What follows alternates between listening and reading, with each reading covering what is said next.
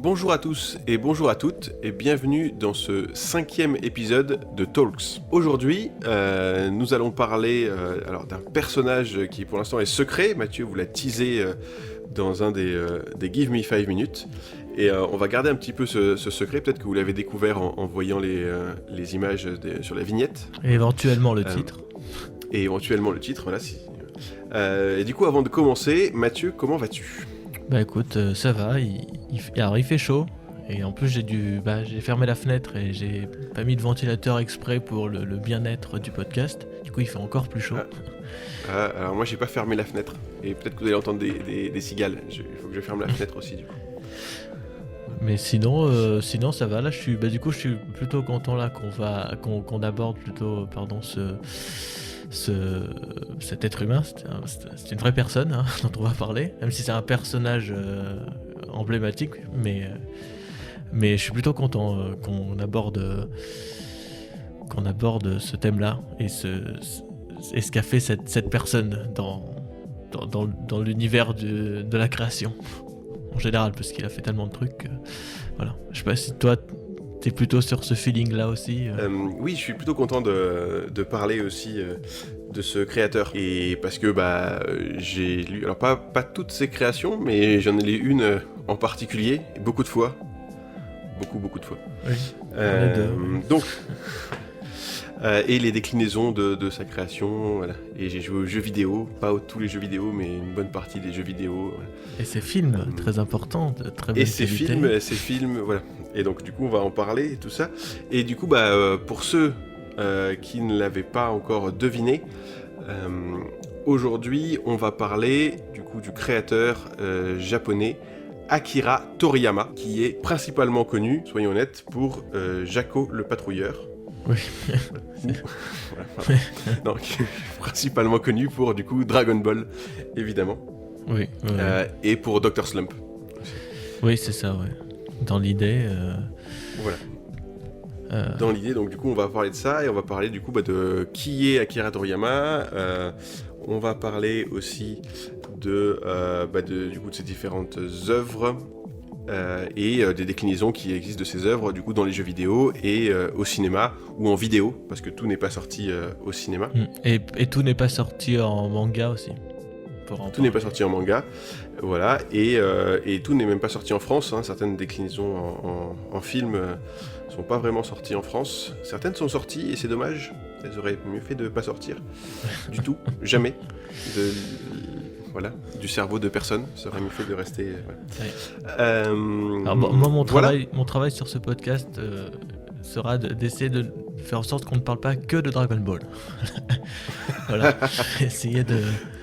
Voilà. Alors, moi, du coup, forcément, sur la version vidéo, il y a beaucoup de Dragon Ball, parce que sur ce qu'il a fait, il y a Dr Slump. Oui, c'est vrai. Où il existe, voilà. Mais sinon, principalement, il n'y a que Dragon Ball, en fait. Peut-être qu'il y a des déclinaisons, en fait, je sais même pas si les autres, ils ont des déclinaisons vidéo. Donc, voilà. Je vais parler beaucoup de Dragon Ball, mais je t'écouterai sur les autres. C'est vrai, si on passe son temps à parler de Dragon Ball, bon, c'est bien aussi, mais du coup, c'est bien aussi de varier un peu. S'il n'a pas fait que ça, Dragon Ball, c'est l'aboutissement de tout son monde créatif. C'est ça, oui, parce qu'en plus, le monde de Dragon Ball, en fait, c'est le même monde, après, grosso modo, plus ou moins, en fait, que toutes ces autres créations, quoi. C'est-à-dire que les autres créations existent, en fait, toutes ces créations existent dans le même univers. Oui. Et il y a les personnages de Dragon Ball d'un côté, qui prennent beaucoup de place et qui détruisent des planètes. Et la Terre aussi. Et la Terre, voilà. Et il y a Arale, du coup, de Dr Slump, qui existe dans le même monde, puisque des fois ils se rencontrent, même. Oui. Et après les autres personnages, donc du coup Jaco le patrouilleur aussi existe du coup dans Dragon Ball Super.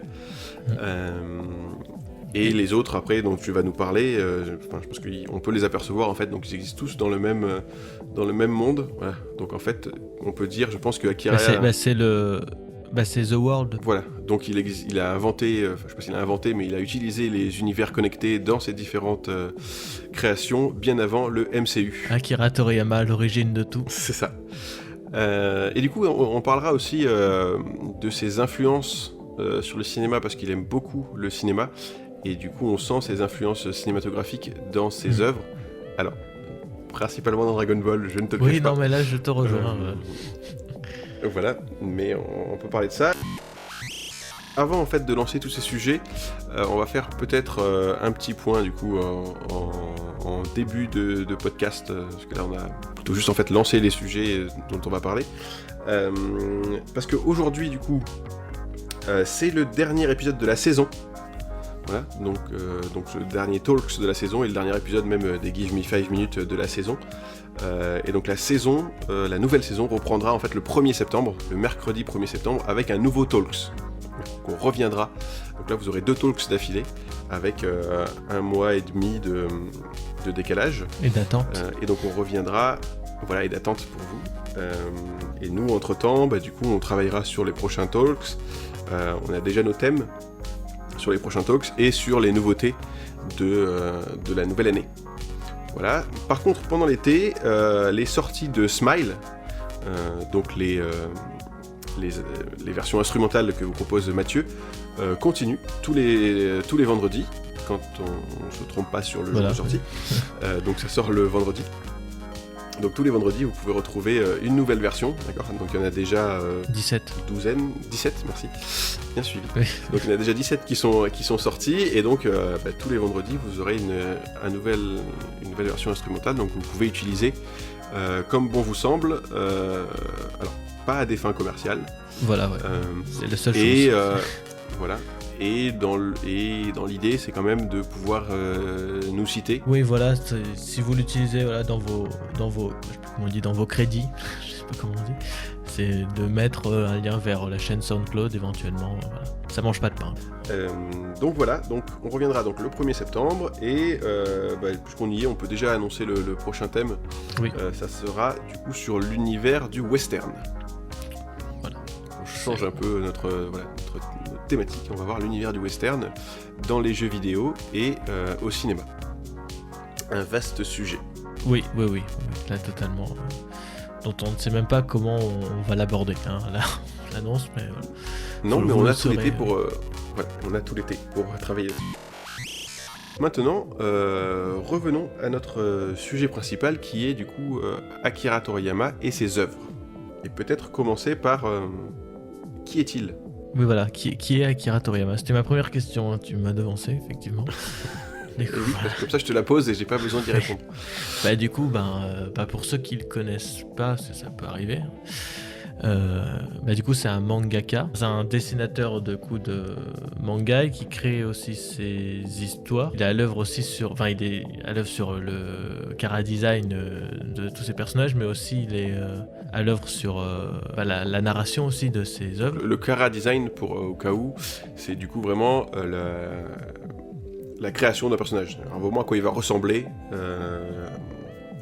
Quand il va le dessiner. Alors c'est lui qui décide à quoi va ressembler le personnage.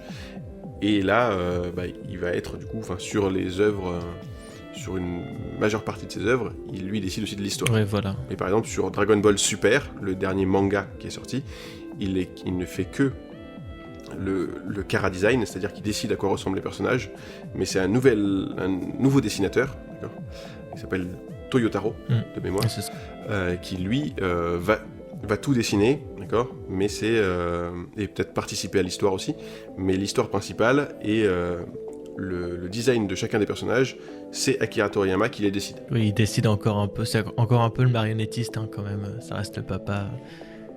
Oui, clairement, et puis de toute façon, Toyotaro, ça se voit, dans les mangas, il est vraiment très attaché, pour lui, Toriyama, c'est le maître. Hein, on le voit dans le créateur. On le voit dans un manga, je sais plus, c'est un rapport avec Yamcha, je me rappelle plus. Je crois que c'est Toyotaro qui dessine, non ? Je sais plus, oui, mais il y a effectivement un truc avec Yamcha où Yamcha, en fait, on est dans le monde réel et il y a un humain qui rentre dans Dragon Ball et qui rentre dans le personnage de Yamcha. À part que du coup, il connaît toute l'histoire du manga Dragon Ball.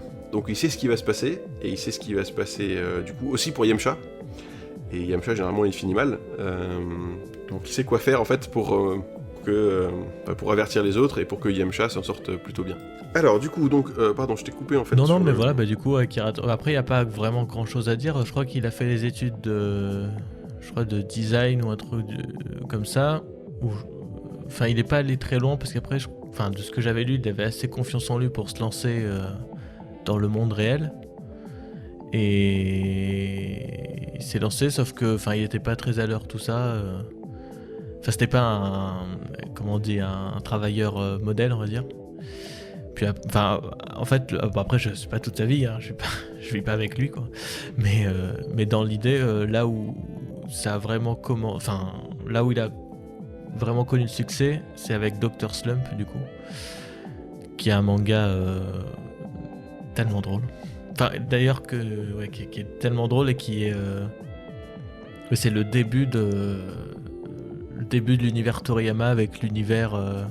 Avec l'humour qu'il y a dedans. Ah oui, clairement. Le début de Dragon Ball, vraiment du manga Dragon Ball, c'est vraiment plutôt tourné humour, quoi.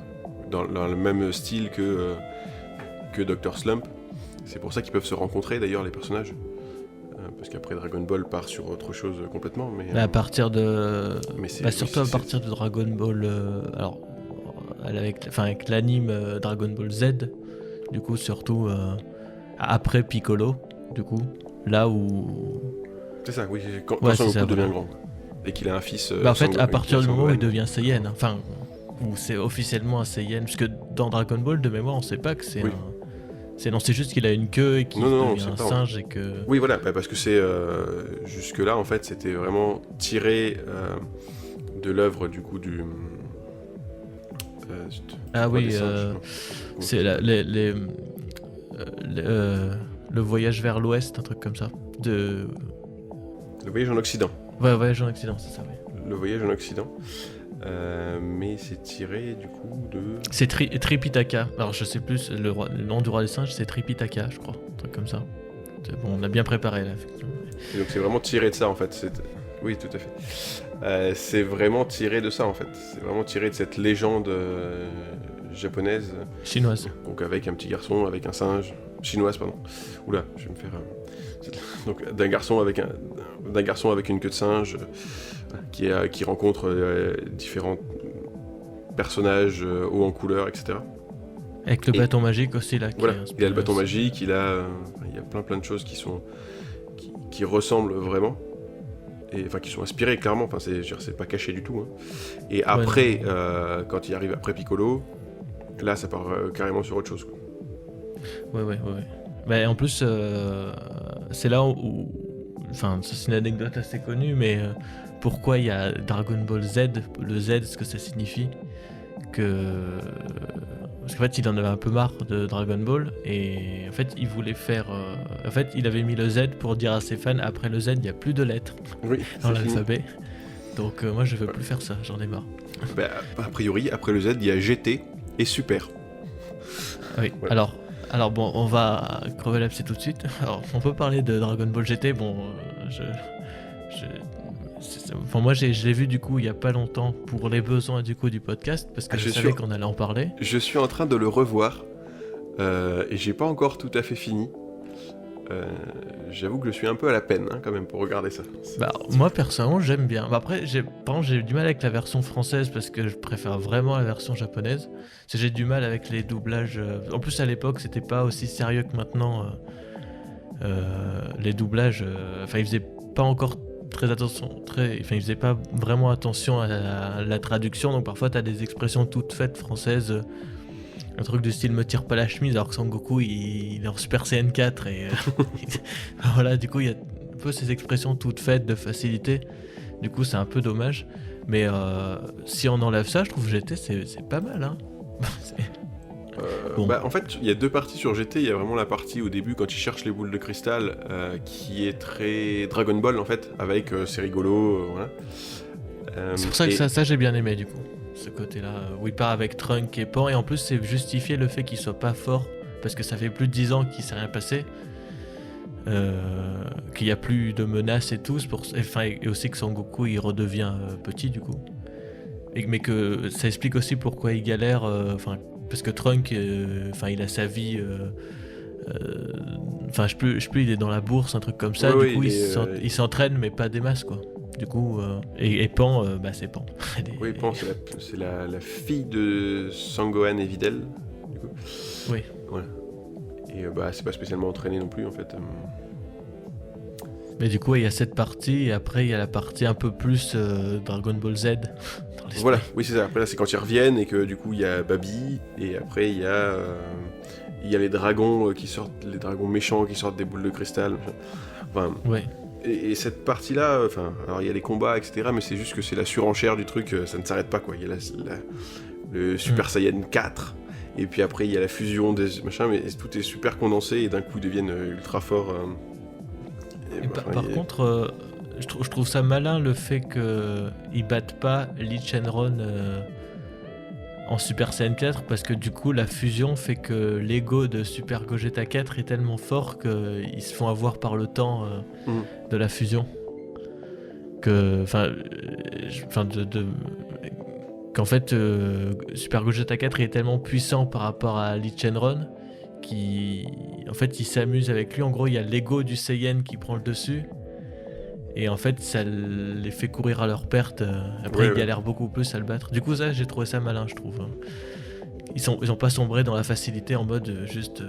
Et donc, voilà. Et donc ça, c'est GT, et après, il y a eu Super. Parce que, comme ça, on fait le point sur tous les Dragon Ball.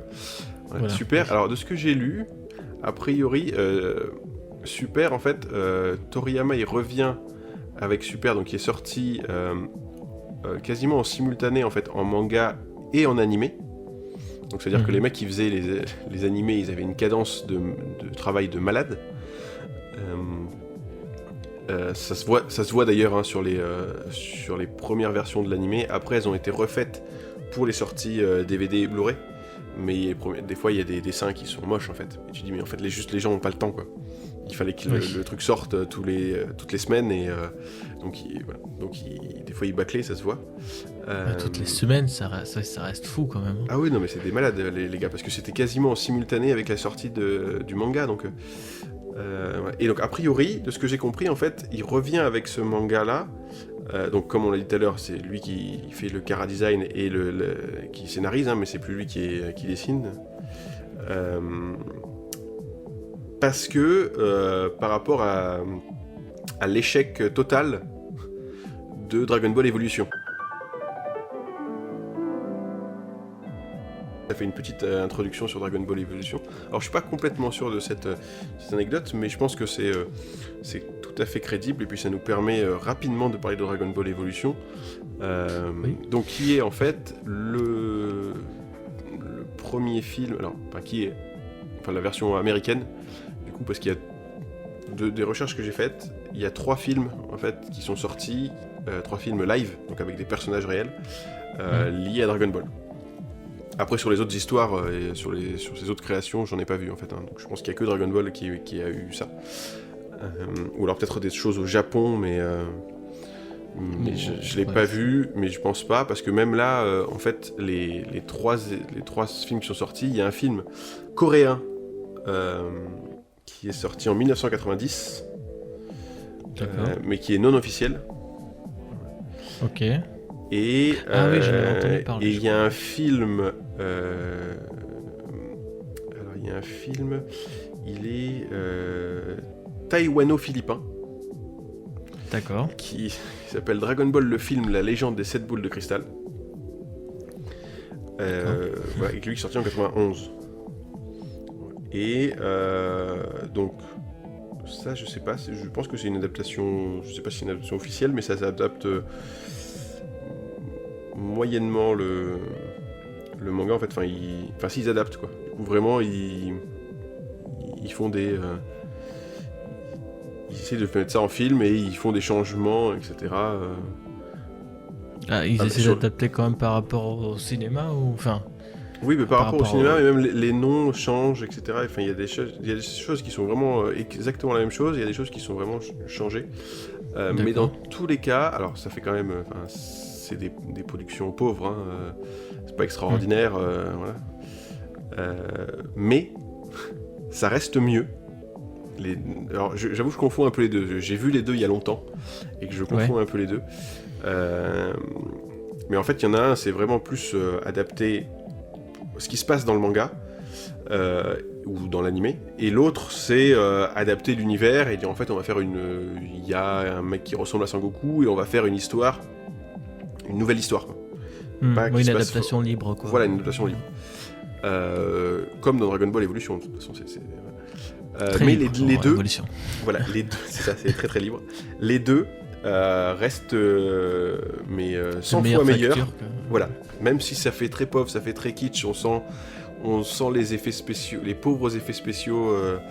Enfin, il n'y a pas d'effets spéciaux numériques, il n'y a que des choses en live. Voilà, franchement, on dirait que ça a été fait dans le jardin.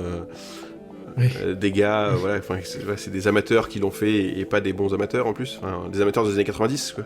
Alors, pas avec le niveau qu'on peut avoir maintenant. Il y a des choses qui se font on peut trouver sur internet avec c'est des amateurs, et même sur Dragon Ball qui sont tellement belles quoi.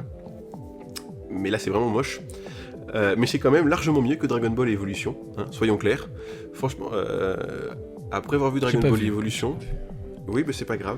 Je sais. Ça, franchement, autant ça, je suis pas curieux. Autant Dragon Ball GT, ça allait, mais là... Pourtant, il y a quand même, il y avait des choses qui auraient pu être bien.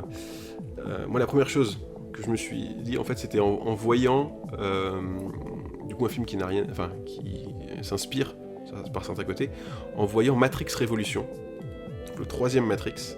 À la fin du troisième Matrix, il y a Neo qui se bat contre l'agent Smith. Et ils se battent dans les airs, etc. Ils tapent avec une force inouïe, on sent les ondes de choc quand ils tapent. Et là, je me dis, waouh, à partir de là, maintenant, en fait, on a le niveau technologique pour faire un film Dragon Ball de haute qualité, quoi. Oui. Et après, ils sortent Dragon Ball Evolution, donc je suis très content. Je me dis, waouh, ça va être bien. Et grosso modo, la seule chose qui, pour moi, est une bonne adaptation de Dragon Ball, dans tout le film, d'accord, c'est l'utilisation des capsules. Voilà. Dans Dragon Ball, ils ont des petites capsules en fait où ils cliquent dessus et à l'intérieur, ça fait apparaître des choses immenses. Ça peut faire apparaître un scooter, une voiture, une maison. Ouais. Et ça, c'est de la technologie futuriste qu'il y a dans Dragon Ball. Ouais. Donc ça fait un petit nuage de fumée dans le manga et puis pouf, il y a le truc qui apparaît. Et ça, c'est ce qui est le mieux adapté. C'est la chose qui ressemble le plus à Dragon Ball. D'accord, et le film fait 1h30 ou je sais pas. C'est-à-dire qu'en c'est trop long. En temps ressenti, il fait beaucoup plus. Donc voilà. D'accord, et sachant que l'utilisation, ça doit faire 10 secondes dans le film. Ah oui, voilà, c'est juste pour dire regarde, on a des capsules. Donc ça déjà, ils l'ont mis. Voilà. Et ça dure 1h40. Donc il y a même une scène après le générique qui déjà en fait est atterré, et puis t'as la scène post-générique qui est encore pire de tout. Tout est horrible en fait, tout est horrible. Voilà, donc c'est-à-dire qu'ils avaient un matériau extraordinaire. Ils pouvaient adapter en adaptant des pans entiers du manga, ou même une adaptation libre en disant en fait on va faire une histoire. Et c'est ce qu'ils font généralement dans les OAV, d'accord. Donc ça c'est vraiment ce qui est sorti en direct vidéo, en dessin animé, en film d'animation, voilà. Et c'est ce qu'ils font en fait, c'est-à-dire qu'ils prennent des histoires, ils inventent même des nouveaux personnages. Comme celui avec quand Sangoku avec comment il s'appelle, Tapion. Voilà, avec Tapion. Qui n'est que dans l'anime, je crois. C'est ça, oui. Je crois qu'il est même pas dans le manga à la fin quand il y a le Genki Dama, tout ça. Je sais même pas. Non, il n'existe vraiment pas quoi. Mais même Broly, qui est un des personnages emblématiques, etc. En fait, il est vraiment rentré dans la continuité officielle avec le dernier film, le film de 2018, du coup, qui est vraiment en fait une suite de Dragon Ball Super, où il y a Broly. Sinon, Broly, qui est en fait le guerrier millénaire, n'existait pas dans la continuité officielle. C'est-à-dire qu'il existe du coup dans les OAV, donc voilà, et ils sont très bien, il y a plein de trucs comme ça, mais dans l'univers machin, normalement, il n'existe pas. Et là, ils auraient pu faire ça sur Dragon Ball Evolution, faire un truc complètement différent en disant mais même pas quoi. C'est-à-dire qu'ils essayent rien n'a de sens. Rien n'a de sens avec ce que veut dire le manga, ce que fait le manga, sur la psychologie des personnages, sur leur ressemblance physique. Mais pas, enfin après, c'est des personnages de manga, donc forcément ils vont pas avoir des coupes de cheveux comme Sangoku et comme Vegeta qui sont improbables dans la réalité. Mais Oui, mais là Mais, même, ils ont enfin, même pas les habits. Enfin, oui. non, peut-être, ils ont pas les habits, je ils pense- ont rien qui ressemble, rien qui s'adapte. Quand on voit le film X-Men, le premier X-Men, ils ont pas les costumes qu'ils ont dans le manga. D'accord, en tout cas, qu'ils ont dans le manga, dans le comics, pardon. Dans le comics Oui. qu'il y avait à l'époque. D'accord, donc là, il est dans le début des années 2000, X-Men. Donc on est Ouais. sur le... En 2000, je crois. Voilà, sur le comics du coup fin des années 90, ils sont en bleu et jaune, principalement. Wolverine, Cyclope, voilà, ils sont Cyclope, ouais. vraiment sur du bleu et jaune. Voilà. Et dans le film, ils font pas du tout ça, d'accord. Ils ont des combinaisons de cuir, plutôt noires Oui. en fait. Et je dis, bah, ok, c'est un choix d'adaptation. Pourquoi pas. Ouais, mais au ça moins, ils font reste. voilà, mais ils font un choix, c'est cohérent, etc. Et ils Puis expliquent il faut une même- référence même. il faut une référence en disant tu veux pas qu'on essaie, voilà, tu veux pas qu'on soit en bleu et jaune, machin. Donc ils s'en amusent. Là, eux, ils font des choix qui n'ont aucun sens, quoi. C'est-à-dire que même Tortue Géniale, il est pas chauve. Et qu'est-ce que ça vous coûte de foutre Tortue Géniale chauve? Bah surtout, il est obligé d'être chauve parce que c'est. Parce que je crois qu'il est pas chauve à la base de mémoire. Mais il se. Oh non, ouais. Et il se rase. Je crois que Ah, lui, non, il est non. chauve. C'est Krillin qui est pas chauve. Krillin se rase. Oui, la c'est ça, il est chauve depuis sa naissance. Oui, c'est ça, Tortue Géniale. Voilà. Et Krillin se rase la tête. Oui, par choix, ce qui pratique les arts martiaux. Ouais. Donc voilà. Donc enfin, bon, du coup, Dragon Ball Evolution. On si a vous êtes passé très déjà très très beaucoup très trop de curieux. temps à en parler. Voilà. Mais c'est le truc le plus connu. Et après, voilà, donc il y a les deux autres qui sont, si vous êtes curieux, je sais pas où est-ce qu'on peut les trouver. Mais si vous êtes curieux, voilà. Donc un film coréen et un film taïwano-philippin. D'accord. Voilà, D'accord. sur ça. Donc ça, on c'est revient. tout ce qui existe en adaptation live. Alors, en adaptation enfin, live, pas- en tout cas, ce que j'ai trouvé, moi, c'est ces trois adaptations live. Après, il y a sur Internet, alors je les ai pas listées parce que j'y ai pas pensé, mais il y a des fanfictions. Ah oui, oui. Bon, Alors, ça se trouve soit- facilement, ça, en général. Ça, voilà. Et ça, il y en a vraiment de grande qualité, quoi. Il y en a... Alors, en fait, soit c'est des fanfictions, soit ils reprennent en fait des arcs du manga qu'ils adaptent. Et en termes d'effets spéciaux, en termes de personnages, de ressemblance des personnages, là, c'est vraiment extraordinaire, quoi. C'est-à-dire que même si c'est fait par des amateurs qui ont peu de moyens en comparaison des moyens que peut avoir le cinéma hollywoodien, c'est vraiment extrêmement bien fait, c'est extrêmement fidèle. Après, c'est fait par des fans, donc forcément déjà ça a ce cachet-là de fait par des fans. Oui. Et voilà, ça c'est vraiment... Il y en a un sur l'histoire de Trunk, et c'est vraiment bien, quoi. D'accord. Voilà. Donc D'accord. ça c'est en termes de live à peu près ce qu'il y a, quoi. Il y a grosso modo ce qui est vraiment bien en fait, c'est ce qui est fait par les fans et qu'on peut trouver sur Et internet. du coup, il y a. Ouais. Et il y a que. Enfin, il y a que sur l'œuvre Dragon Ball. Alors j'ai Où il y a eu pas... en fait des. Oui, c'est vrai, tu nous as dit. Oui, c'est vrai. Oui. mais après, je pense pas. Peut-être que en live action sur Dr. Slump, je pourrais essayer de chercher. Mais... Parce que ça, Après, il y a je eu pense que les il y a eu autres, il y a eu un anime, enfin une série d'animation sur Dr. Slump, ça je me rappelle. Oui, Mais oui. après, c'est vrai peut-être en live, ouais. Contrairement, du coup, je rebondis. Si tu cherches en attendant, il y a eu un live sur Harale, enfin au Dr. Slump. Mais contrairement là aux jeux vidéo, il y a eu des jeux Dragon Ball, on va en parler maintenant parce que bon, effectivement, il y en a des très connus et des beaucoup moins connus, et des très bons et des beaucoup moins bons.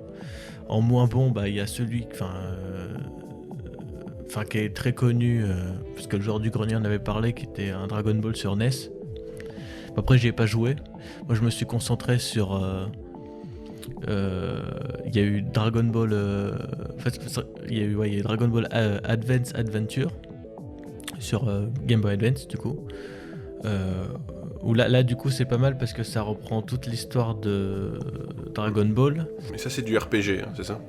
Ouais, c'est action RPG. Ouais, t'as des phases de beat'em all en fait où t'avances dans des niveaux et tu bats des ennemis.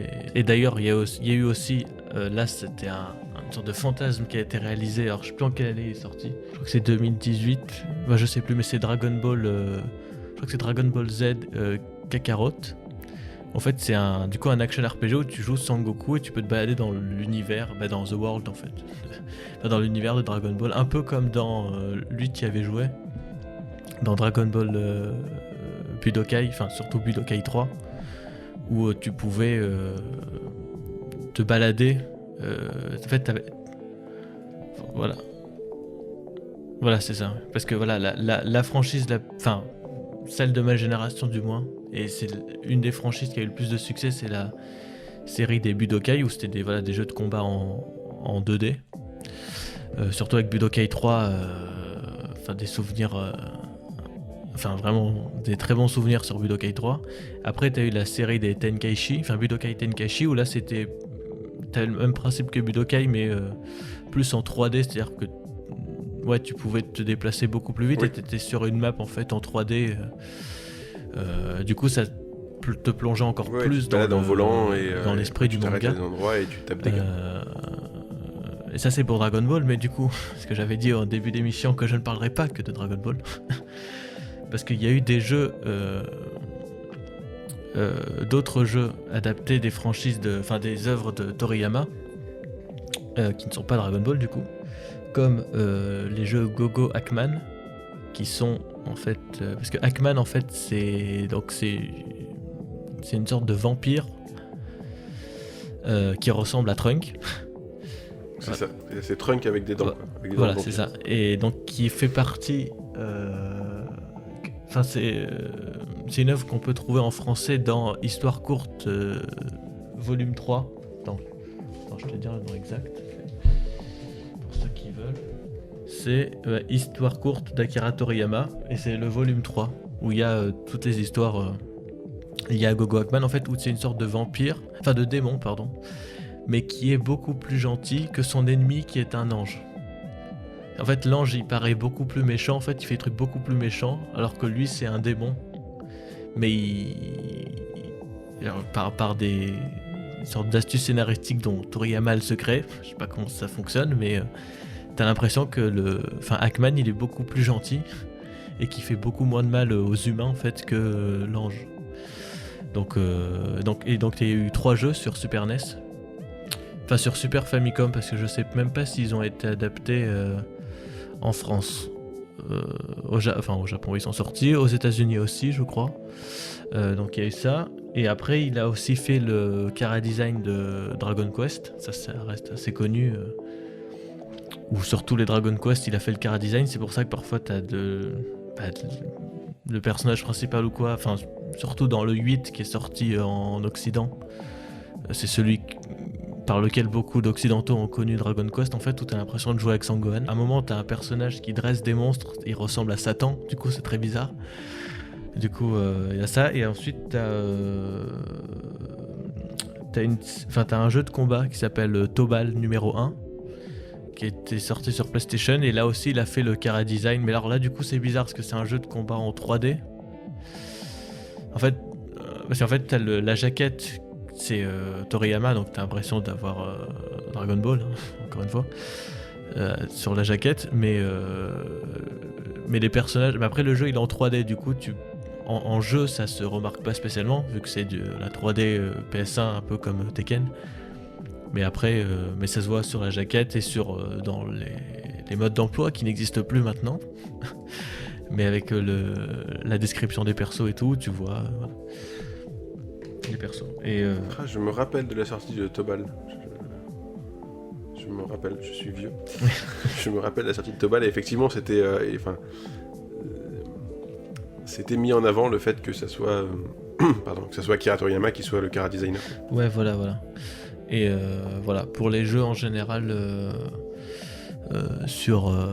qui sont liés à Akira Toriyama, voilà. Après, j'ai pas joué à Dragon Ball Kakarot, j'aimerais bien y jouer. Mais après, mon préféré reste, je sais pas si c'est Budokai 3, parce que j'ai quand même beaucoup de souvenirs sur Budokai 3, ou alors Tenkaichi 2. Je ne sais pas. Alors moi j'aimais bien un des jeux, mais sur Super Nintendo. Et ça doit être le dernier, ça doit être Dragon Ball Z3. Ouais, est-ce qu'il y en a eu 3 ? Le premier que j'ai eu c'était Dragon Ball Z, du coup. Que j'avais Ouais, je sais plus si c'est la légende des J'ai mis Saiyans. du temps ou un à truc voir, comme ça, hein. je m'en rappelle plus. Et le 3, en fait, du coup, c'est bien parce qu'il y a eu quand même pas mal de personnages. Alors, le premier, je sais pas comment. C'était bien sur le 3. Le 3, en fait, c'est qu'il y avait. Tu pouvais avoir.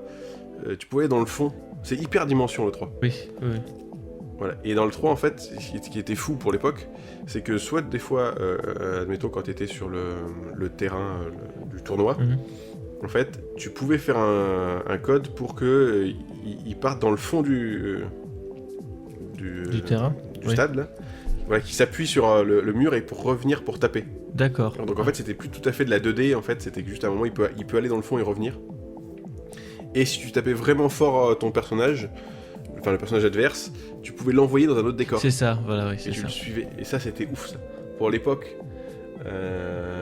Après, maintenant, c'est... Oui, ça n'a aucun sens maintenant, mais... Enfin, voilà, ça n'a aucun sens. Tu peux te balader de partout et te poursuivre n'importe où dans le monde et te battre. Mais pour l'époque, c'était vraiment le début du truc et c'était assez fou. Ouais, non, c'est sûr. C'est pas mal. Et d'ailleurs, après, il y a eu Dragon Ball... avant Dragon Ball Kakarot, il y a eu Dragon Ball Fighters, avec un Z. Où là, ils sont revenus à la 2D un peu style Budokai, mais c'est beaucoup plus technique. J'ai rien compris. Honnêtement, parce que, en fait, c'est un jeu où un peu tourné, enfin, e-sport, un peu tourné technique en mode, enfin, c'était accessible, mais tu sens que, enfin, au niveau des stats des persos, tu pouvais faire des combinaisons ultra précises et tout, parce que c'est du 3x3. Et du coup, dedans, en fait, t'avais les personnages de Dragon Ball Super. C'est le premier jeu où t'as les personnages de Dragon Ball Super. Donc t'as Sangoku Blue, je crois, parce que j'ai pas vu ni lu Dragon Ball Super. Mais t'avais lui, t'avais Beerus, t'as Sangoku Black aussi, et celui qui accompagne Beerus, là je sais plus, le mec qui est tout le temps calme, je sais plus comment il s'appelle. Celui qui a des... Whis. Comment ? Celui qui a une vraie... Ouais, voilà, oui. C'est Whis. Voilà. Mais voilà, t'avais tous ces personnages-là, du coup c'était quand même un peu... Enfin, ça avait l'air classe en fait, mais après, vu que j'ai pas trop joué, j'avoue que... Voilà. Je ne saurais que dire dessus. Voilà. Voilà. Après, alors, j'ai vu qu'il y avait un dérivé, du coup là je reviens sur les mangas, un truc en fait que je ne connais pas, enfin je connais le nom, mais qui s'appelle... Donc c'est pas Toriyama qui l'écrit, mais c'est dérivé, donc on peut en parler rapidement, de Super Dragon Ball Heroes. A priori, c'est un... Donc il y a un animé qui existe, et c'est adapté d'un manga, mais le manga, enfin, qui s'appelle du coup Super Dragon Ball Heroes, mais c'est Oshitaka Nagayama qui fait ça. Et on suit donc l'histoire de Dragon Ball Heroes, c'est une histoire parallèle. Donc elle n'est pas dans le canon de l'univers. En fait, c'est parce que c'est incohérent, en fait, parce qu'ils font des fusions super bizarres, il y a des personnages... Enfin, les personnages sont très bizarres. Voilà. Mais c'est inspiré de Dragon Ball. Enfin, moi, ça m'inspirait pas des masses, donc du coup, je suis pas allé plus loin que ça, mais... Voilà. C'est pour dire, en fait, que ça... Dragon Ball, en fait, est l'œuvre de Toriyama, et je pense qu'on peut partir sur ça aussi, sur... peut-être, qu'est-ce qu'il a influencé, par quoi il a été influencé, et quelle influence en fait il a eu sur peut-être sur le reste des jeux vidéo et du cinéma. Attends, je vais finir juste avec le côté fantasme machin là, parce qu'après il y a un truc qui s'appelle Dragon Ball AF, enfin c'était After Future, qui avait été fait par des fans. D'ailleurs, enfin, qui avait été fait en plus, la manière dont c'est tourné, t'avais vraiment l'impression que c'était en plus, parce que c'était pas, parce que ça avait été créé genre, à l'époque de Budokai 3 dans les années 2005, un truc comme ça, donc il n'y avait pas encore la vérification des sources, internet, tout ça, enfin, pas trop, donc t'avais l'impression que c'était supervisé par Toriyama, et donc t'avais Super CN5, Super CN6, donc t'avais ce côté fantasme. Improbable où tu vois il y a Sangoku qui se transforme parce qu'en fait c'était 1000 ans après je crois un truc comme ça ou un truc comme enfin ouais et du coup t'avais ce côté voilà, Super Saiyan 5 Super Saiyan 6 qu'est-ce qui se passe après encore cette surenchère improbable. Oui, on n'arrivait pas si loin que ça hein, finalement avec là il y a dans Dragon Ball Super il y a le Super Saiyan God et après il y a le Super Saiyan bleu du coup qui est en fait le mode Super Saiyan du mode God. Et après il y a un truc qui s'appelle l'Ultra Instinct et ça va encore plus loin, encore avec le réflexe transcendantal. Voilà. D'accord, oui. Ça va très très loin. Mais quand c'est raconté par Toriyama, ça Oui, passe. voilà, c'est ça qui est toujours. Mais du coup, oui, pour revenir aux influences, bah, par exemple, pour ce qui a influencé le personnage de Sangoku, on va encore parler de lui. Enfin, on en a déjà un peu parlé, mais il y a Jackie Chan, du coup. Oui. Parce qu'il y a. Ah, clairement, enfin. Ouais, parce qu'il y a il y a un manga qui fait la transition entre Dr. Slump et Dragon Ball, qui est du coup dans Histoire courte d'Akira Toriyama. Je crois que c'est dans le volume 2, qui s'appelle Dragon Boy. Et Oui. en fait, Je pense que c'est le manga en fait qui avait voilà, avant, c'est ça, ouais. qu'il a fait avant Dragon Ball et du coup qui n'avait pas été, qui a pas été un succès et du coup après il a fait Dragon Ball. Mais... Ouais, parce qu'il y a vraiment des trucs dedans. Enfin, je vous laisserai découvrir parce que je peux en parler spécialement. Ça n'aurait aucun sens, mais tu sens qu'il y a des trucs. Tu te dis oui, c'est Dragon Ball avant l'heure. Et du coup, il y a ce caractère. Par contre, le caractère même de Sangoku, tu vois, il a tout le temps faim. Il pense qu'à se battre. Enfin, il y a ce côté où, enfin, surtout, il y a cette aura Jackie Chan où en fait, il est drôle. Il y a ce côté.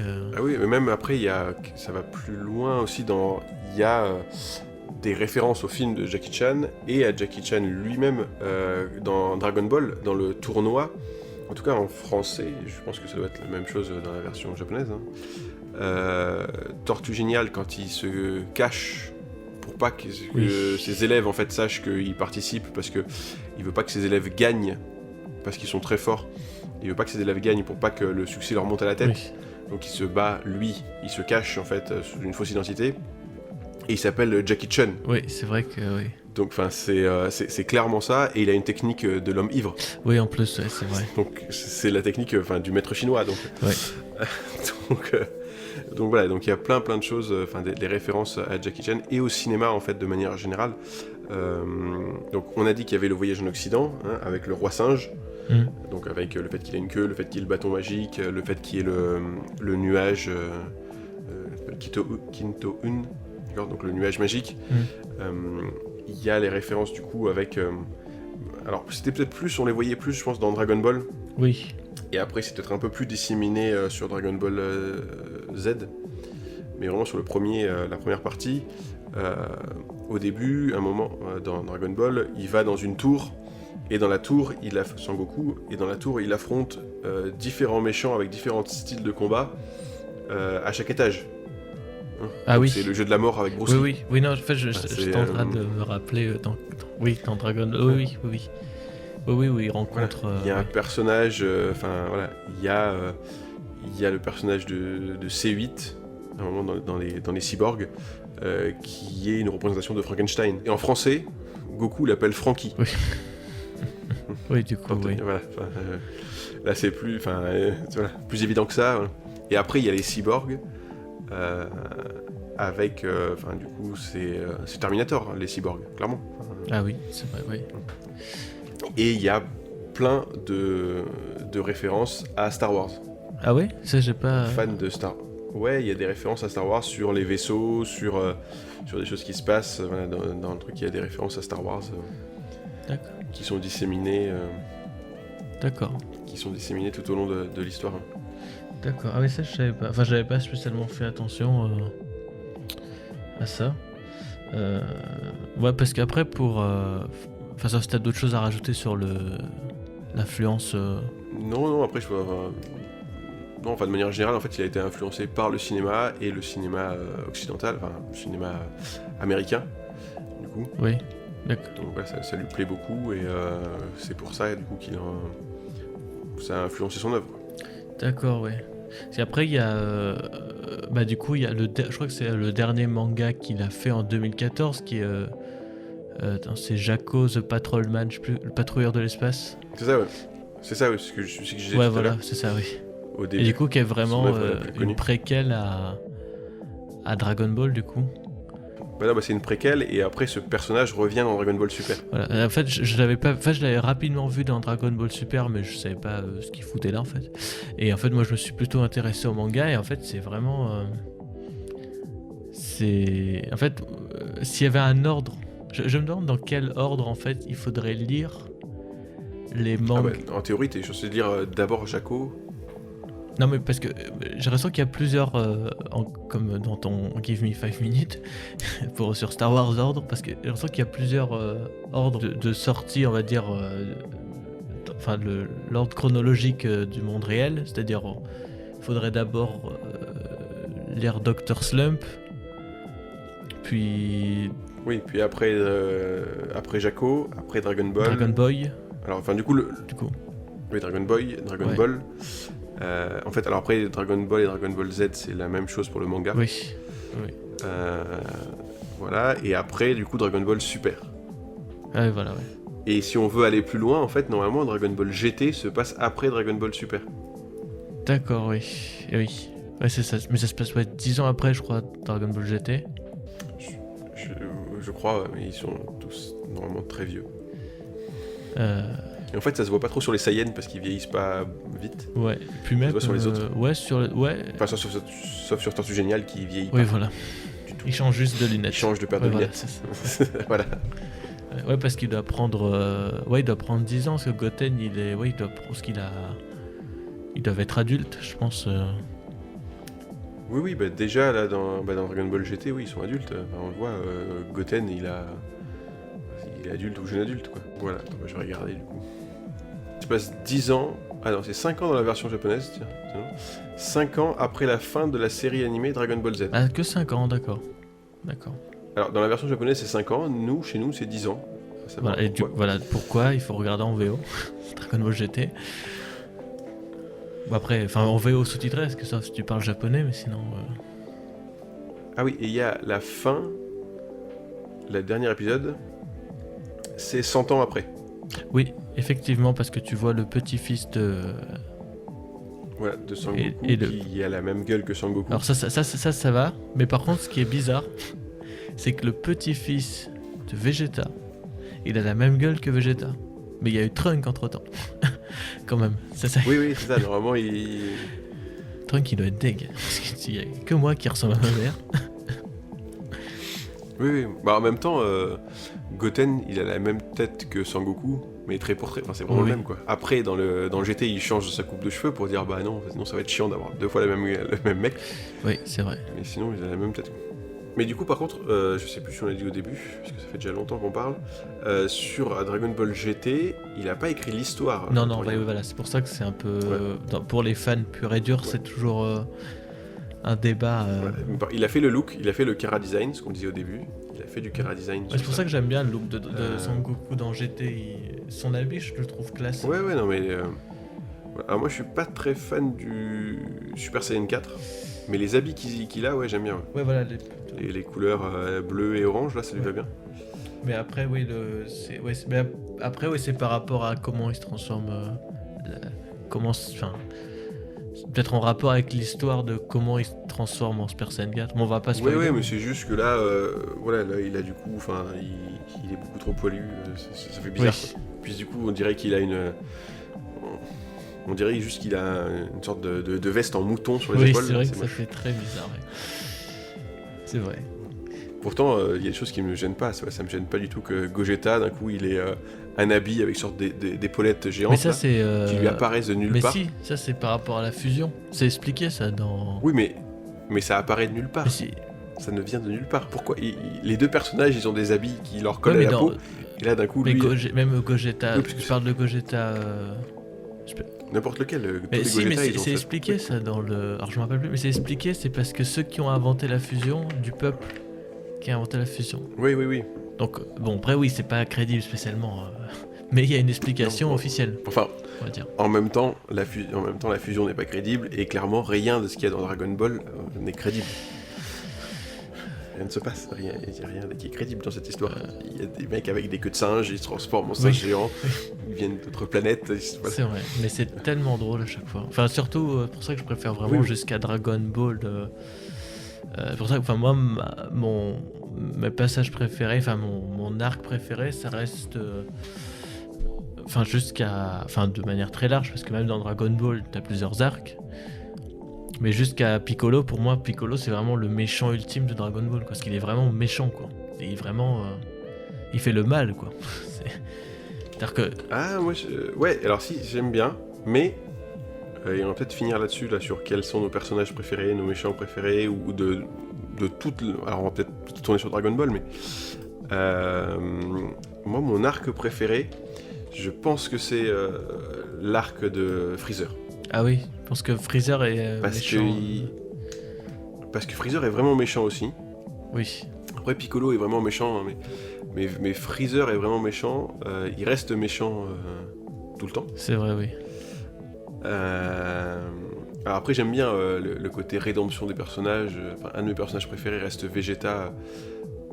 C'est Sangoku le premier, parce que c'est Sangoku, quoi. Il est naïf, il aime le combat, il est gentil avec tout le monde, il pense que tout le monde peut se racheter, etc. C'est Jackie Chan. Hein, c'est comment revenir. Voilà. Et après, Vegeta a un arc tellement fabuleux, quoi. Il passe du mec qui arrive et qui aime personne, qui veut tuer tout le monde pour éradiquer la planète et la conquérir. Et il se pose des questions avec ce Sangoku qui n'arrive jamais vraiment à battre, ou en tout cas à dépasser sur un temps long. Oui. Voilà, et qui après du coup il rencontre l'amour avec Bulma, il y a des scènes de Dragon Ball Super, un des trucs où je trouvais ça hallucinant en fait. Vegeta, il a peur de Beerus, qui est le dieu de la destruction. Oui. Donc qui, dans l'échelle des dieux de l'univers Dragon Ball, est un des plus hauts. Il y a peu de dieux au-dessus. Et du coup, il en a vraiment peur. Il sait la capacité qu'il a, il en a vraiment peur. Et ce dieu-là, à un moment, il insulte Bulma. Ah oui. Et Vegeta, en fait, là, du coup, n'a plus rien à foutre, quoi. Il a plus aucun discernement, et il s'énerve, et il va attaquer ce dieu de la destruction, alors qu'il sait qu'il a aucune chance. Ouais, juste... Il se dit, waouh, le personnage, en fait, a tellement évolué entre le mec qui arrive sur Terre pour détruire la Terre et tuer tous les habitants et buter Sangoku, et avec là, le gars qui protège sa femme contre un mec qu'il sait largement plus fort, en fait. Il sait qu'il a zéro chance. Et il y va quand même, c'est fabuleux. Ouais, ça, c'est vrai que... L'arc de Vegeta, je trouve assez fou. C'est vrai que ça, sur ça, c'est vrai que c'est pas mal. C'est vrai que c'est pas mal. Et après, donc, je disais, en fait, je préfère... un de mes arcs préférés, c'est l'arc de Freezer. Parce qu'il y a plein de choses, en fait, parce qu'il y a des personnages qui sont là, et parce que c'est aussi l'arrivée du Super Saiyan. Ouais, c'est vrai. Et avec une vraie raison de... C'est pas, en fait... il faut qu'on s'entraîne pour devenir plus fort et on va se retransformer d'une nouvelle manière. Après, même si j'aime ça, mais généralement après c'est ça en fait. Il faut que là il y a un nouvel ennemi qui est plus fort. Du coup il faut qu'on s'entraîne comme des malades pour dépasser et passer en Super Saiyan 2, Super Saiyan 3, Super Saiyan 4. On fait une fusion en passant toutes les versions du truc. Là il s'entraîne vraiment pour se battre, pour continuer à se battre contre Vegeta et puis après pour aller sauver ses amis. Et Sangoku, il y a Krillin qui meurt et il pète un câble. Là la première fois en fait où il est hors de contrôle, quoi. Et hors de contrôle, ça le fait se transformer. Enfin, c'est pour ça que j'aime ça. Mais après, l'arc avec Piccolo est vraiment cool aussi, avec vraiment le côté rigolo aussi qui est là. Enfin voilà. Alors que dans l'arc de Freezer, il rigole pas.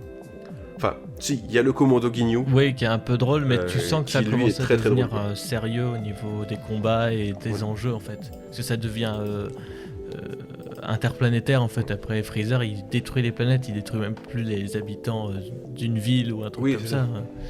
Ça avait un peu commencé avec Piccolo, mais c'était vraiment la limite, c'est pour ça que j'aimais bien. Mais là, c'est vrai que Freezer, lui, c'est par planète, quoi. Il est à l'échelle supérieure, quoi. C'est ça. Puis du coup, tu te rends compte de l'histoire de Sangoku, que ça fait partie d'un truc beaucoup plus grand. C'est pour ça, ouais.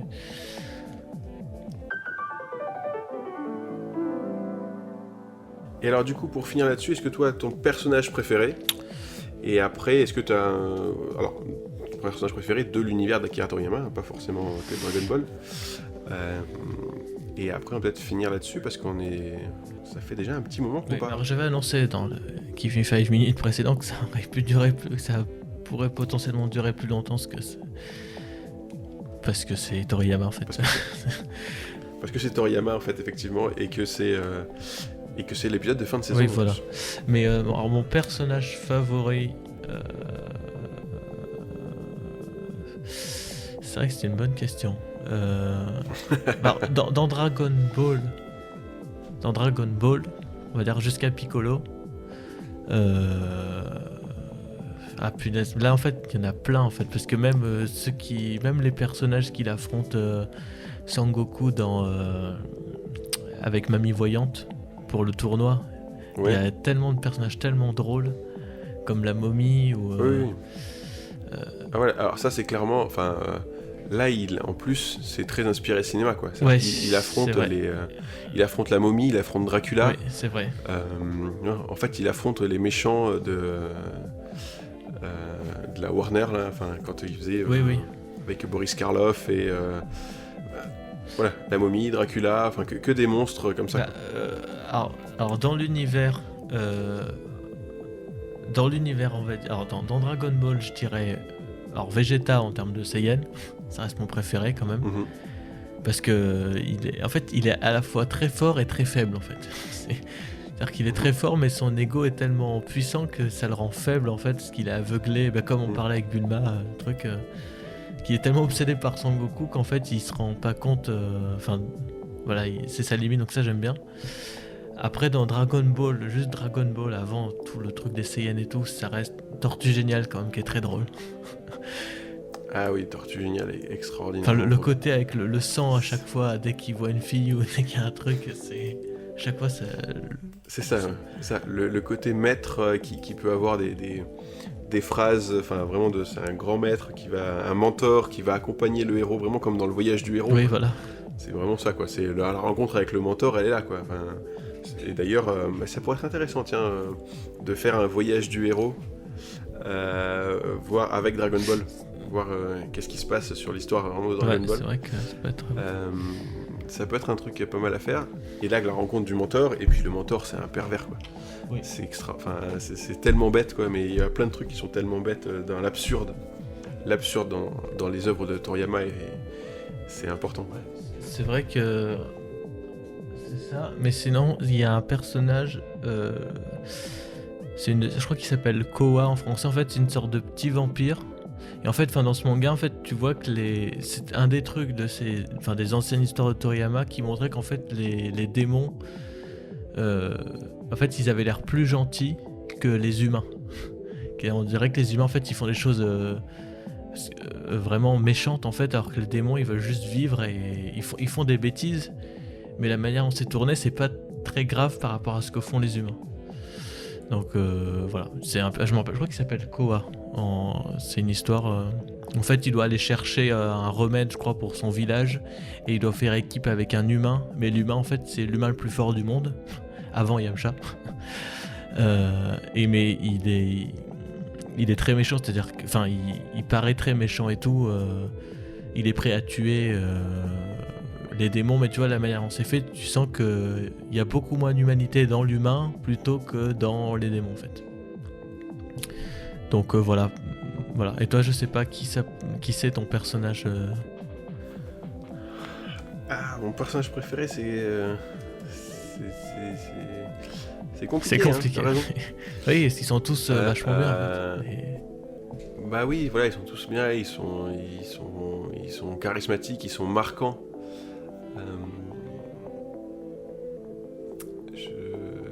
Sangoku est très... Alors après j'aime bien Piccolo, je sais que Piccolo c'est le personnage préféré de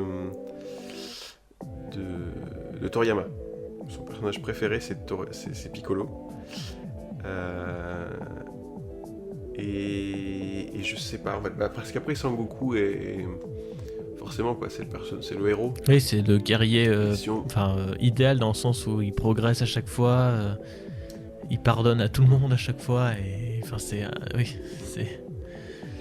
Après, j'en sais rien, parce que du coup, j'ai dit j'aime beaucoup Vegeta et surtout l'arc qu'il a en fait. C'est pas forcément tant le personnage, mais c'est juste l'arc qu'il a qui passe du grand méchant à vraiment à l'ami, quasiment au meilleur ami du héros. Ouais. Voilà. Et au meilleur ennemi en fait du héros, quoi. Après, à la fin, ils sont rivaux, ils s'entraident. Ils se challengent tout le temps, et voilà. Ce qui fait progresser le plus Sangoku, finalement, c'est Vegeta, quoi. Mais Piccolo est pas mal parce que du coup Piccolo, et si on prend dans l'intégralité avec les différentes acquisitions, fusions là, qu'il a pu faire, Piccolo, et le fait que son père aussi, il passe vraiment du grand méchant comme tu l'as dit tout à l'heure, qui fait vraiment le mal, c'est vraiment le maître du mal, il veut dominer le monde. À lui aussi quelqu'un qui devient ami du héros. Ouais. Par la force des choses en fait, parce qu'après ils se battent contre un ennemi commun. C'est vraiment ça, plus peut-être même qu'avec Vegeta quoi. C'est vraiment ils se battent contre un ennemi commun. Ils sont obligés de s'allier contre Raditz. contre le frère, Raditz, le frère de Sangoku pour il n'hésite pas à se battre et il devient le mentor du fils du héros. C'est vrai que c'est pas mal. Voilà. C'est pas mal quoi. Et du coup il a un lien particulier du coup avec ça et il redeviendra plus jamais méchant quoi. À un moment des fois il essaie de dire en fait je fais ça mais c'est juste en attendant parce que là il y a des ennemis plus puissants qui arrivent et que pour le bien commun, pour le bien de la Terre, il faut que les deux personnages les plus forts de ce moment-là, c'est-à-dire Piccolo et Sangoku, s'allient pour battre des mecs qui sont plus forts, qui essaient d'éradiquer le monde. Mais en fait je suis méchant et puis finalement après il rencontre Sangohan et il se rend compte que et il devient gentil. Il devient le sage, voilà, le gentil, il devient le sage, il est toujours là pour donner des bons conseils. Et pour, parce qu'après il est pas fort, après. Après à l'échelle... non, oui, après les Saiyans, ils rivalisent encore un peu au début contre Cell. Oui, c'est vrai, oui. Voilà. Jusqu'à Cell, ça va, et puis après il est largué, mais comme tout le monde. Oui, après ils sont tous largués. Quoi, d'accord, oui. Donc je sais, vraiment si je dois en choisir un, c'est compliqué. J'ai posé cette question mais j'avais pas de réponse avant.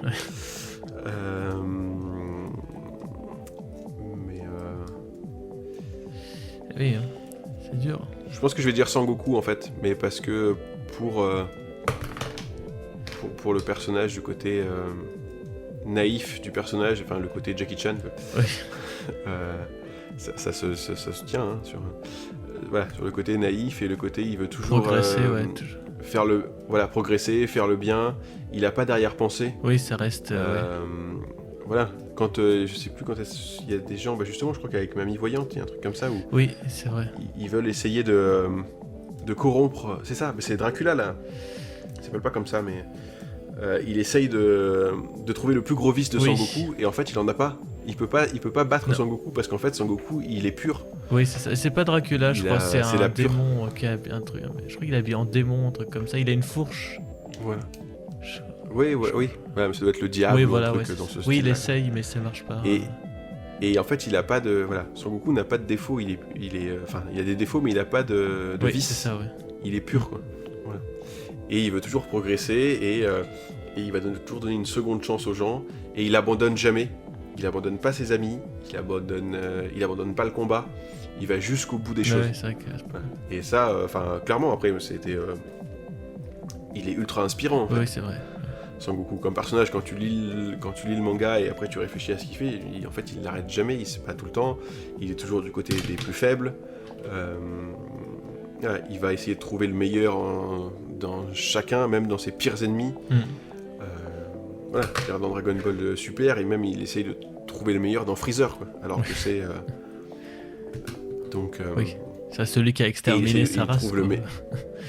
Voilà, et il trouve le meilleur dans Vegeta, alors que Vegeta il essaie de le buter, il voit pas il voit le bien dans les gens, et il abandonne jamais, ça j'aime beaucoup, donc sur ce côté inspirant de Sangoku, d'accord, voilà, et le côté qu'il aime beaucoup manger, oui aussi,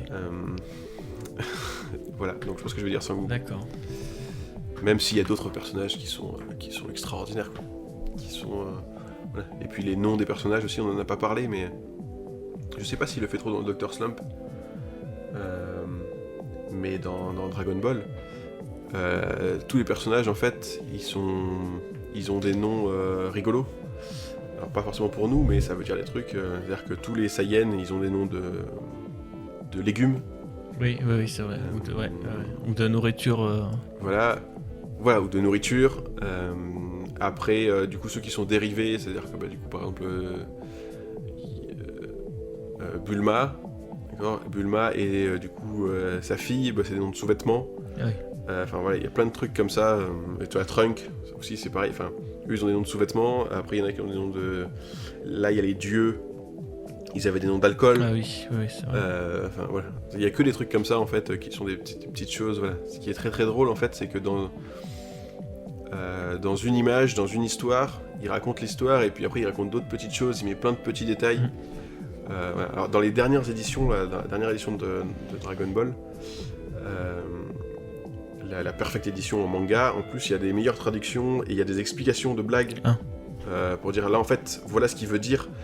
Et parce que ça fait référence à quelque chose en japonais et enfin que nous lecteurs français on connaît pas, on n'a pas cette culture là et voilà en fait. Et s'il marque ça en fait, c'est toujours qu'il y a il marque rarement des choses de manière anodine. Ouais. Voilà. Bon, après un truc dont on n'a pas parlé et qu'on a dit qu'on parlerait, il peut faire ça et en même temps il peut oublier ses histoires et il peut oublier complètement des personnages. Et il peut oublier le fait de quelle couleur il les a coloriés. C'est vrai, oui. Donc c'est les problèmes de coloration. C'est parce que soit il a oublié, soit parce que c'était plus facile en fait, parce qu'il est quand même très feignant, soit parce que c'était plus facile de colorier une certaine couleur. Et après il y a des personnages qu'il a complètement oubliés, c'est pour ça qu'ils apparaissent plus dans le manga, parce qu'il a oublié qu'il les avait mis. Quoi. Et ouais. Ah oui. Donc voilà. Donc voilà, à peu près. Et donc une information que je viens de me rappeler. Et on pourrait croire que du coup, on aurait dû faire ça au début. On aurait dû lancer ça. Dire voilà pourquoi est-ce qu'on fait cette émission. Voilà. Mais en fait, on va pas vous mentir, on fait pas du tout ça pour ça. Peut-être qu'on l'a fait pour ça, mais franchement j'ai oublié. Pour le Robert illustré 2022, donc le dictionnaire, le Robert, Akira Toriyama fait son entrée dans le dictionnaire français. D'accord. Ah d'accord. Donc il apparaîtra enfin. Ce qui comme du coup... c'est un peu tard, je trouve, pour du coup qu'il apparaisse, sachant que tout ce qu'on vient de dire, et on a énormément parlé de Dragon Ball, même si tu as essayé tant bien que mal de te parler des autres œuvres, mais c'est compliqué parce que c'est son œuvre la plus importante, c'est quand même le deuxième manga le plus vendu de tous les temps. Ouais, c'est pas le troisième plutôt. Je crois que c'est le deuxième, mais que lui, il a été élu troisième meilleur mangaka de tous les temps. D'accord, ah oui. Ouais. D'accord. Il a été élu, c'est ça, ouais. En 2007, il a été élu troisième meilleur. D'accord. Non, là, le manga a été élu troisième meilleur manga de tous les temps, mais c'est le deuxième manga le plus vendu en termes d'exemplaires vendus. Je crois que le premier c'est One Piece. Ah oui. Mais bon, One Piece il triche.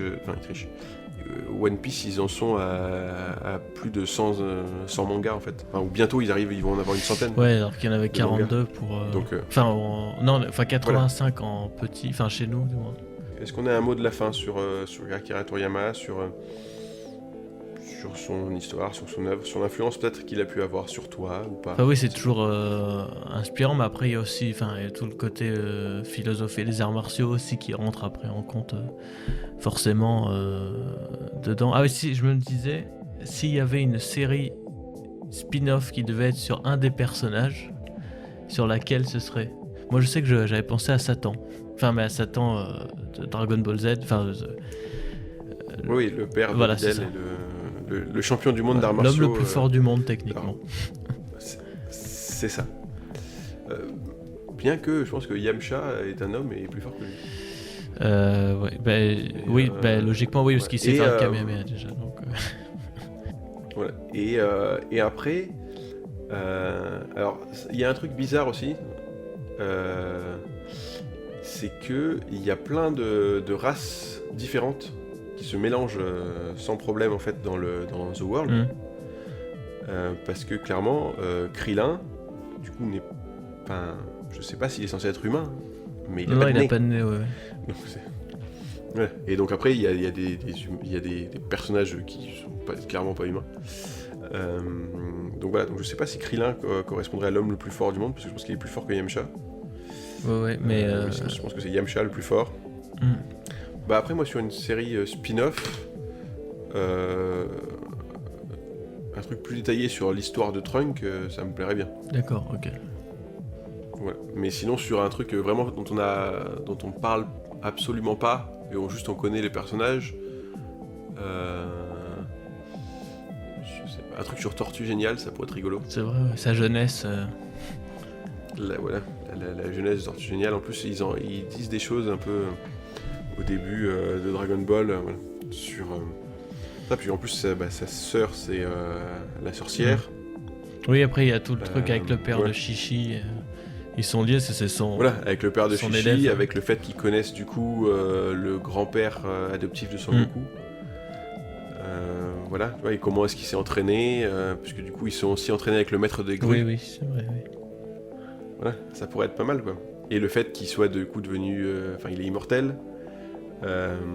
Tous des personnages qu'il a rencontrés, en fait, qu'il a déjà pu rencontrer Sangoku, mais lui, il les a rencontrés avant. Ouais, ça aurait pu être... donc ça pourrait être pas mal, quoi. Voilà. Et savoir aussi pourquoi... un truc qui m'a fait beaucoup rire, c'est qu'au début, quand il veut donner un cadeau à Sangoku, et après il veut lui donner le nuage magique, mais au départ, il veut lui donner... il veut faire apparaître un dragon immortel, ou un truc immortel, mais en fait il est mort. Voilà. Et du coup il le relève après dans le manga, il dit mais comment c'est possible qu'il est immortel et qu'il soit mort? Voilà. Et il dit non mais chut, n'en parle pas. Voilà. C'est très drôle en fait, c'est-à-dire que c'est absurde que le immortel soit mort, et en plus il le pointe du doigt. Oui. Sur le fait que ça soit absurde, donc ça rajoute de l'absurdité au truc. On peut finir sur cette absurdité, sauf si t'as d'autres choses à rajouter là, mais... Non, je pense qu'on peut finir là cet épisode de Talks. Et est-ce que tu as on peut finir avec les recommandations? Alors moi, ma recommandation, c'est une recommandation dont en fait on a fait déjà on a déjà parlé sur les réseaux, si vous nous suivez sur les réseaux sociaux. C'est le financement participatif sur KissKissBankBank. Du Mad Movies spécial Jean-Claude Van Damme. Voilà, alors qui, du coup, finira là, si je compte bien, que dans 4 jours, quand l'épisode sort. Voilà, donc il vous reste 4 jours si vous voulez le faire. En fait, c'est d'avoir du coup ce magazine qui va retracer l'histoire de la carrière hors norme de JCVD. Voilà, donc autant vous dire que nous, on l'a déjà commandé. Oui. Et que peut-être... ça pourrait être un indice pour un épisode un jour, on ne sait pas, pourquoi pas. Comme vous le savez, on aime beaucoup Jean-Claude. Oui. Et du coup, il a été très influent sur le cinéma, voilà, qu'on l'aime ou pas, mais il a marqué le cinéma. Et du coup, influent aussi sur les jeux vidéo, vous en avez déjà parlé, mais peut-être qu'on pourra faire un épisode spécial là-dessus. Pourquoi pas. Donc du coup c'est ce financement participatif donc, sur Mad Movies Jean-Claude Van Damme.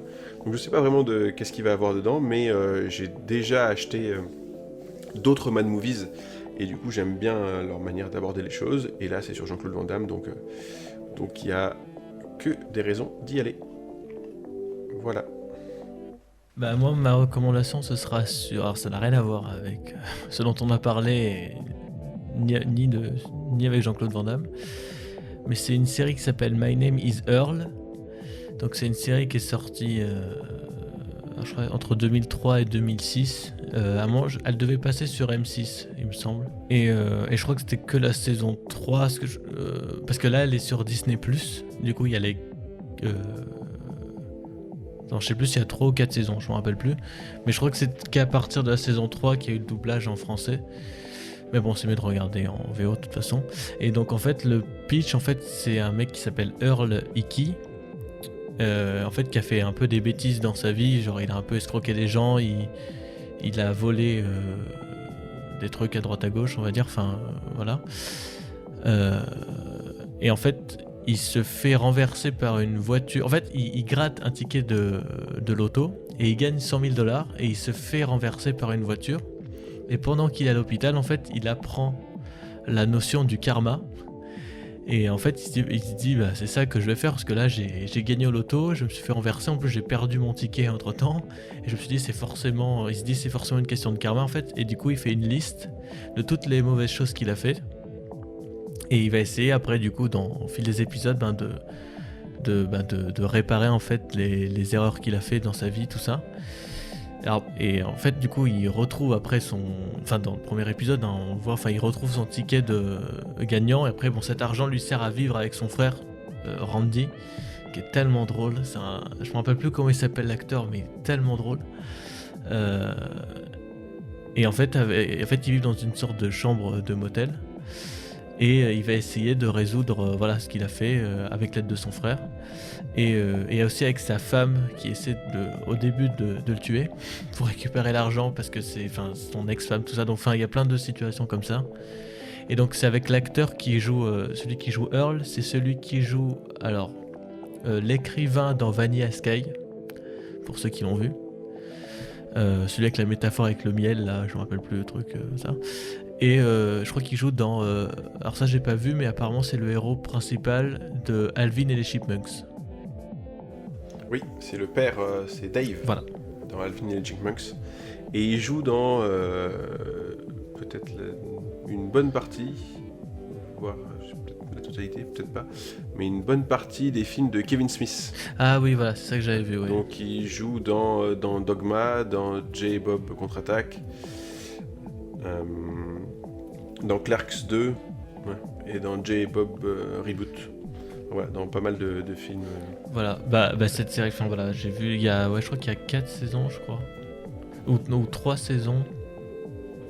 Et après, après ça s'est arrêté en cours de route, hein, comme les séries que je regarde, je ne sais pas pourquoi, c'est une malédiction. Il y a 4 saisons. Ouais, voilà, c'est ça. Et du coup, c'est comme Ma famille d'abord ou Lois et Clark, c'est-à-dire que il y a une amorce sur une prochaine saison avec des trucs qui ont l'air vachement intéressants, mais ça a été arrêté par la production, faute de visionnage, d'audience. D'accord. Du coup, voilà. Mais c'est quand même très drôle et c'est voilà. Après c'est très grand public vu que c'est quand même sur Disney+. Mais moi j'ai trouvé ça vraiment drôle à des moments vraiment. Voilà. Donc voilà. Ben voilà, du coup cet épisode est maintenant terminé. Donc c'était le dernier épisode de la saison, de notre première saison finalement. Voilà, ça fait du coup maintenant un petit moment, puisque là c'est le 5e Talks, mais du coup au final ça fait... c'est la 16e émission longue durée, donc qui dure plus d'1 heure, et on a fait 17 émissions de Give Me 5 minutes. Donc voilà, ça fait pas mal de contenu finalement depuis le début de l'aventure de ce podcast. Et on va continuer, essayer de faire au mieux pour vous proposer encore du contenu de qualité. Espérons, voilà. En espérant que ça vous plaise. N'hésitez pas à nous suivre sur les réseaux sociaux, à faire des commentaires, à partager aussi pour qu'on ait un peu plus de visibilité. Voilà, donc n'hésitez pas à en parler autour de vous. Voilà. Et j'espère que vous allez passer de bonnes vacances. Nous, on va se reposer un petit peu. Et je vous dis à bientôt. À bientôt.